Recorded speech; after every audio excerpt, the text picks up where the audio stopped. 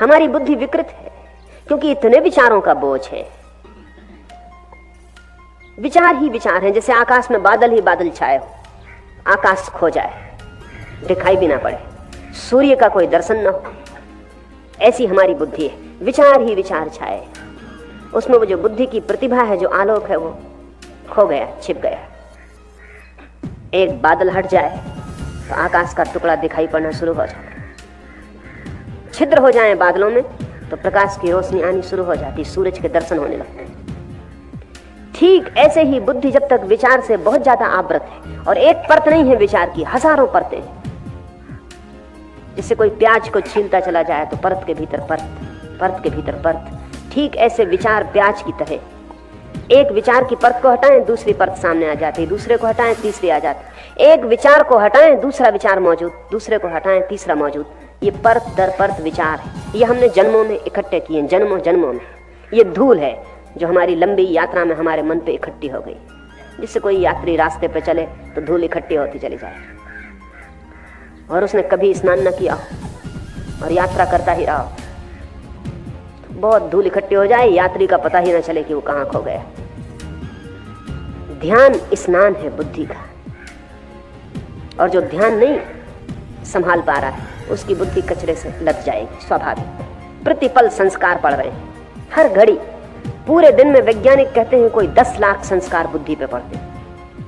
आप सोच भी नहीं सकते 10 लाख कहां से पड़ते होंगे। हर चीज का संस्कार पड़ रहा है।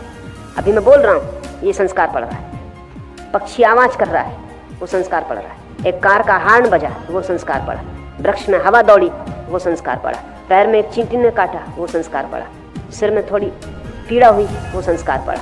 पढ़ रहे हैं 10 लाख संस्कार दिन भर में, 24 घंटे में, और ये सब इकट्ठे होते जा रहे हैं। ये संस्कार धूल है, और ये हम जन्मों से इकट्ठे कर रहे हैं, इसलिए बहुत परतें इकट्ठी हो गई। जब आप सोए हैं तब भी संस्कार पड़ रहे हैं। नींद लगी है आपकी, लेकिन इससे कोई फर्क नहीं पड़ता, क्योंकि बुद्धि पूरे वक्त काम कर रही। बाहर कोई आवाज होगी, नींद में भी संस्कार पड़ रहा है। गर्मी पड़ेगी, संस्कार पड़ रहा है। मच्छर आवाज कर रहे हैं, संस्कार पड़ रहा है। करवट बदली, संस्कार पड़ रहा है। गर्मी है, सर्दी है, पूरे पूरे समय बुद्धि इकट्ठा कर रही है। हर चोट बुद्धि की क्षमता बहुत ज्यादा है। वैज्ञानिक कहते हैं कि अनंत संस्कार बुद्धि इकट्ठी कर सकती है। आपके इस छोटे से सिर के भीतर कोई 7 करोड़ सेल है, और एक एक सेल अरबों संस्कार इकट्ठा कर सकता है। इसलिए कोई अंत नहीं। सारे दुनिया का जितना ज्ञान है वो एक आदमी की बुद्धि में समाया जा सकता है। ये जो इकट्ठी होती परतें हैं, इनके कारण आप आच्छादित हैं। इस आच्छादन को तोड़ना पड़ेगा। इस तोड़ने का प्रारंभ बुद्धिमान साधक को चाहिए। पहले वाक आदि समस्त इंद्रियों को मन में निरुद्ध करे। इसलिए मौन का इतना मूल्य है। मौन का अर्थ है कि आप बाहर और भीतर बोलना बंद कर रहे हैं,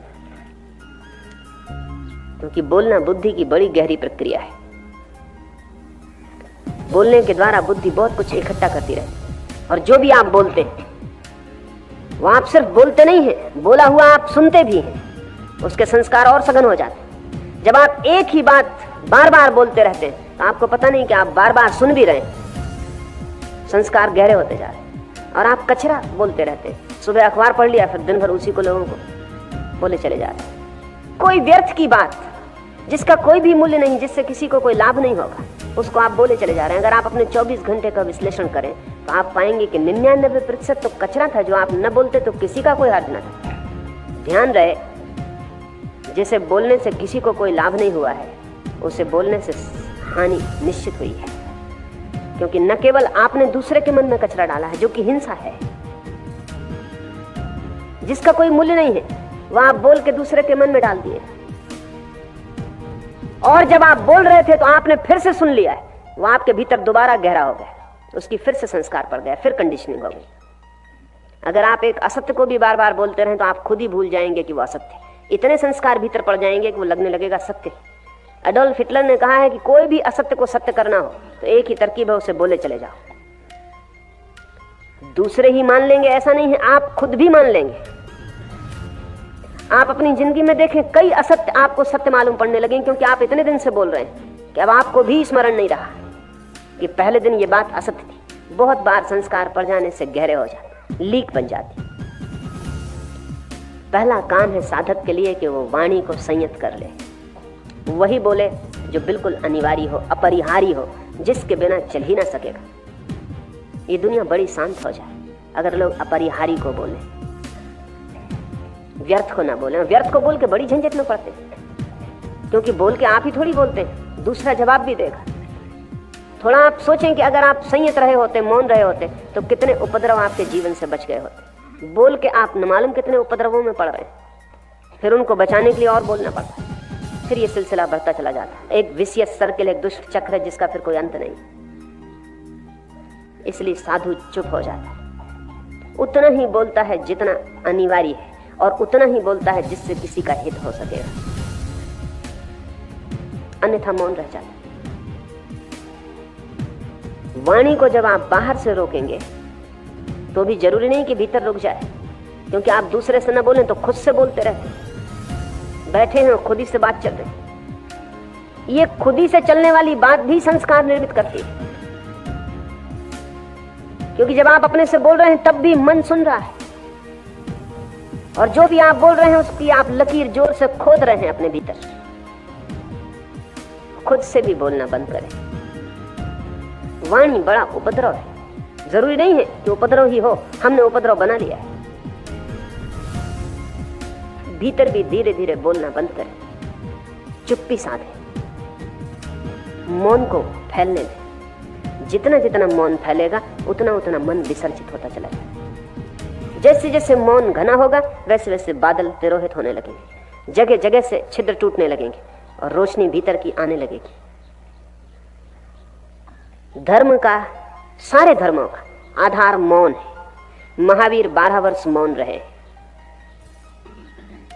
बुद्ध ने अनेक अनेक दिन मौन में बिताए। जीसस बोलने के पहले मौन में चले गए। उनका अवतरण हुआ जब वे परम मौन की अवस्था में थे। इस जगत में जो भी सत्य का अवतरण हुआ है वो तब हुआ है जब भीतर चुप्पी, सब शांत है। उस शांत क्षण में ही हमारा तालमेल, हमारी ट्यूनिंग ब्रह्म से जुड़ जाती है। वो मौन का कांटा ही हमें आभास से भीतर ले जाता है और सत्य से जोड़ देता है। इसलिए हमने साधु को मुनि कहा है। मुनि का अर्थ है जो मौन हो गया है, जो भीतर चुप हो गया है। असल में वही बोलने का अधिकारी है जो भीतर चुप हो गया हो, क्योंकि उसके बोलने का कुछ मूल्य होगा, क्योंकि बोलने का अर्थ होगा उसने कुछ जाना है जिसे वो दे रहा है।